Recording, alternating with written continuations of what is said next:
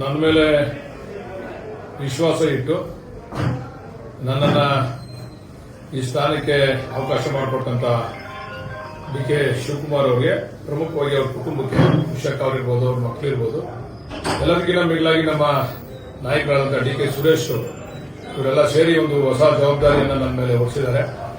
ಈ ಒಂದು ಜವಾಬ್ದಾರಿ ಜೊತೆಗೆ ಹೈಕಮಾಂಡ್ ಕೂಡ ನನ್ನ ಮೇಲೆ ವಿಶ್ವಾಸ ಇಟ್ಟು ಈ ಜವಾಬ್ದಾರಿಯನ್ನು ಹಳೆ ಮೈಸೂರು ಭಾಗದಲ್ಲಿ ಒಂದು ಜವಾಬ್ದಾರಿಯನ್ನು ಕೊಟ್ಟಿದೆ. ಅದನ್ನು ನಿಭಾಯಿಸ್ತೀನಿ. ಈ ಸಂದರ್ಭದಲ್ಲಿ ಏನ್ ಹೇಳ್ತೀನಿ ಅಂತಂದ್ರೆ, ಇದಕ್ಕೆಲ್ಲ ಪ್ರಮುಖವಾದಂತಹ ಕಾರಣಕರ್ತರು ನನ್ನ ಕ್ಷೇತ್ರದ ಜನತೆ. 5 ಬಾರಿ ನನ್ನನ್ನ ಅಧಿಕಾರ ಸಚಿವನಾಗಲಿ ಆಗದೇ ಇರಲಿ 5 ಬಾರಿ ನನ್ನನ್ನು ಗೆಲ್ಲಿಸಿದ್ರಲ್ಲ, ಇವ್ರ ಋಣನೂ ಕೂಡ ನನ್ನ ಮೇಲಿದೆ. ಜವಾಬ್ದಾರಿ ಕೂಡ ಜಾಸ್ತಿ ಆಗಿದೆ. ಈ ಜವಾಬ್ದಾರಿಯನ್ನು ಕೂಡ ನಾನು ಜೊತೆಯಲ್ಲೇ ತೆಗೆದುಕೊಂಡು ಹೋಗ್ತಕ್ಕಂಥ ಕೆಲಸವನ್ನ ಮಾಡ್ತೀನಿ.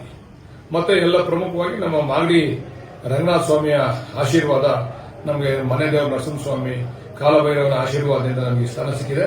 ಅದನ್ನೆಲ್ಲ ಕೂಡ ಆ ಭಗವಂತ ನಿಭಾಯಿಸಿಕೊಂಡು ಹೋಗ್ತಕ್ಕಂಥ ಶಕ್ತಿ ಕೊಡಲಿ ಅಂತ ಭಗವಂತನೆಲ್ಲ ಪ್ರಾರ್ಥನೆ ಮಾಡ್ತೀನಿ. ನನ್ನ ಮೇಲೆ ವಿಶ್ವಾಸ ಇಟ್ಟು ನನ್ನನ್ನ ಈ ಸ್ಥಾನಕ್ಕೆ ಅವಕಾಶ ಮಾಡಿಕೊಟ್ಟಂತ ಡಿ.ಕೆ. ಶಿವಕುಮಾರ್ ಅವರಿಗೆ, ಪ್ರಮುಖವಾಗಿ ಅವ್ರ ಕುಟುಂಬಕ್ಕೆ, ವಿಶಾಖ ಅವರಿರ್ಬೋದು, ಅವ್ರ ಮಕ್ಕಳಿರ್ಬೋದು, ಎಲ್ಲರಿಗಿಂತ ಮಿಗಿಲಾಗಿ ನಮ್ಮ ನಾಯಕರಾದಂತಹ ಡಿ.ಕೆ. ಸುರೇಶ್ ಇವರೆಲ್ಲ ಸೇರಿ ಒಂದು ಹೊಸ ಜವಾಬ್ದಾರಿಯನ್ನು ನನ್ನ ಮೇಲೆ ಹೊರಿಸಿದ್ದಾರೆ.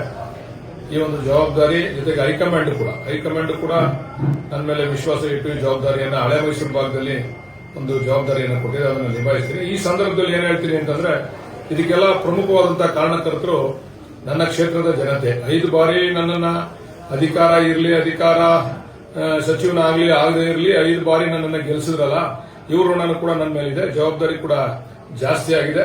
ಈ ಜವಾಬ್ದಾರಿಯನ್ನು ಕೂಡ ನಾನು ಜೊತೆಯಲ್ಲೇ ತೆಗೆದುಕೊಂಡು ಹೋಗ್ತಕ್ಕಂಥ ಕೆಲಸವನ್ನ ಮಾಡ್ತೀನಿ. ಮತ್ತೆ ಎಲ್ಲ ಪ್ರಮುಖವಾಗಿ ನಮ್ಮ ಮಾಗಡಿ ರಂಗನಾಥ ಸ್ವಾಮಿಯ ಆಶೀರ್ವಾದ, ನಮಗೆ ಮನೆ ದೇವರ ನರಸಿಂಹಸ್ವಾಮಿ, ಕಾಲಭೈರವನ ಆಶೀರ್ವಾದದಿಂದ ನಮಗೆ ಸ್ಥಾನ ಸಿಕ್ಕಿದೆ. ಅದನ್ನೆಲ್ಲ ಕೂಡ ಆ ಭಗವಂತ ನಿಭಾಯಿಸಿಕೊಂಡು ಹೋಗ್ತಕ್ಕಂಥ ಶಕ್ತಿ ಕೊಡಲಿ ಅಂತ ಭಗವಂತನೆಲ್ಲ ಪ್ರಾರ್ಥನೆ ಮಾಡ್ತೀನಿ.